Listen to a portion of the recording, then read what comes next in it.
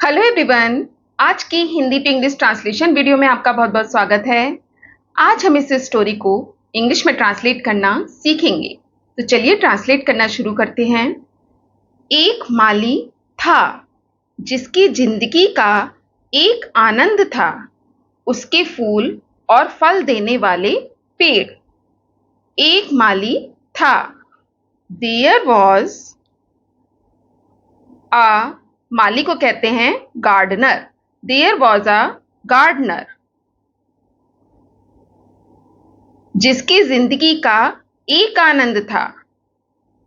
Whose one joy, joy means आनंद, जिसकी जिंदगी का एक आनंद था। Whose one joy in life, life means जीवन या जिंदगी, वॉज था, क्या था? उसके फूल और फल देने वाले पेड़, उसके फूल, हिज फ्लावर्स, एंड और पेड़, एंड ट्रीज जो कि फल देते थे, दैट गेव, क्योंकि ये सेंटेंस पास्ट इंडेफिनिट में है इसलिए गिव की सेकंड फॉर्म गेव का यूज करेंगे। गेव मीन्स देते थे, क्या देते थे? फ्रूट्स, फल। There was a gardener whose one joy in life was his flowers and trees that gave fruits. उसका परिवार नहीं था। किसका परिवार नहीं था? माली का। वह बिल्कुल अकेला था। He had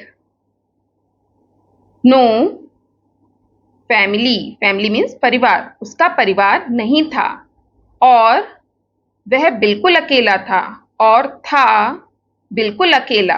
All alone. Alone means अकेला। He had no family and was all alone. वह इस बात से दुखी था कि उसका कोई दोस्त नहीं है। वह दुखी था। He was sad. Sad means दुखी। वह किस बात से दुखी था? कि उसका कोई दोस्त नहीं है या उसके पास कोई दोस्त नहीं है। That he had.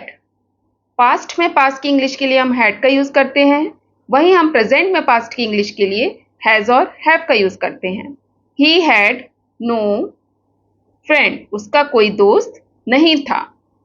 He had no family and was all alone. He was sad that he had no friend. उसने अपने लिए एक अच्छा दोस्त ढूंढने का फैसला किया। उसने फैसला किया। फैसला करने की इंग्लिश होती है डिसाइड। डिसाइड की सेकंड फॉर्म लगाएंगे डिसाइडेड। उसने फैसला किया। किस चीज का फैसला किया? ढूंढने का। To find. फाइंड मीन्स ढूंढना। किसे ढूंढने का? एक अच्छे दोस्त को। A good friend. A good friend. किसके लिए? अपने लिए। For himself. He decided to find a good friend for himself. उसकी मुलाकात एक भालू से हुई। किसकी मुलाकात? माली की। माली की मुलाकात एक भालू से हुई या माली एक भालू से मिला। He met. मिलने की इंग्लिश होती है मीट। सेकंड फॉर्म लगाएंगे met. वह मिला। किससे मिला? एक भालू से। आ bear. bear means भालू। He met a bear. जो who उसकी तरह, like him, जो उसकी तरह ही एक दोस्त ढूंढ रहा था। पास्ट कंटिन्यूअस है। Who like him was also looking. Look means देखना या ढूंढना।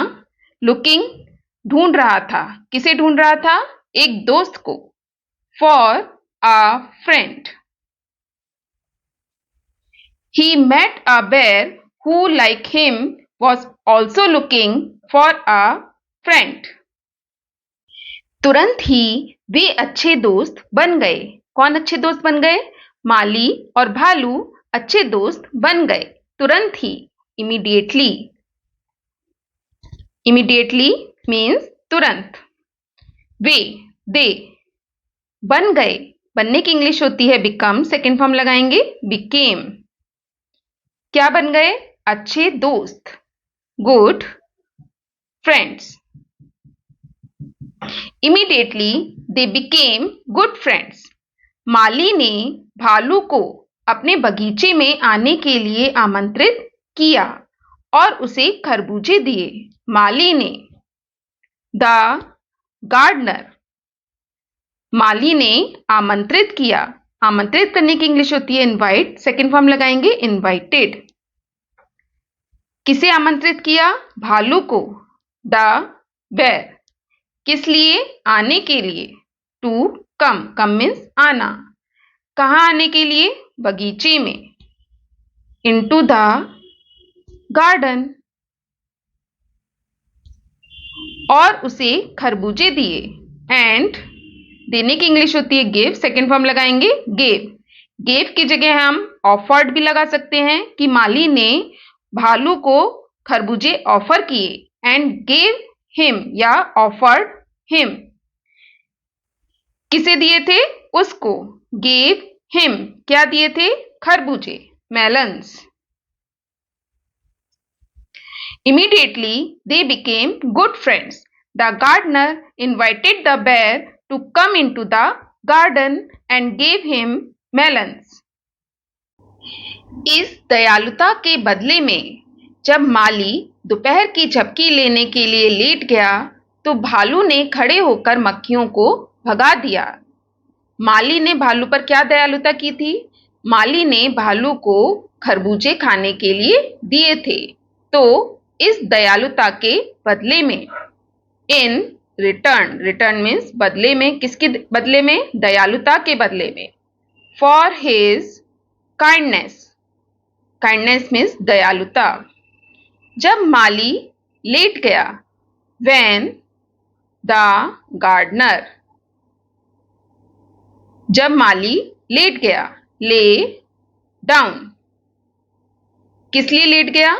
दोपहर की झपकी लेने के लिए, टू टेक हिज आफ्टरनून,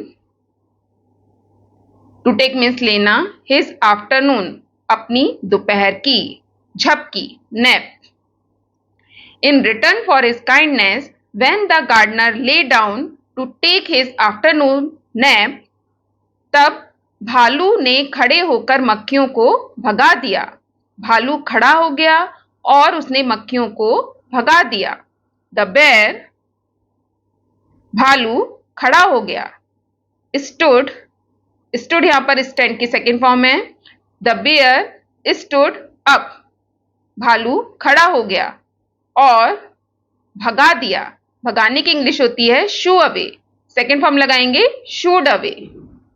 और भगा दिया, किसे भगा दिया? मक्खियों को, the flies. In return for his kindness when the gardener lay down to take his afternoon nap, the bear stood up and shooed away the flies. एक बड़ी मक्खी बार बार माली की नाक पर बैठ रही थी। ये सेंटेंस पास्ट कंटिन्यूअस में है।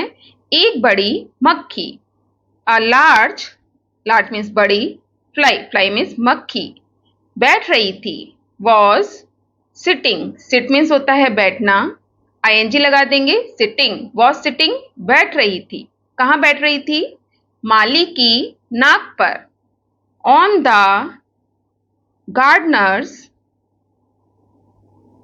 गार्डनर के आगे अपोस्ट्रोफी एस लगाया है जिसका मतलब होता है का, की, के।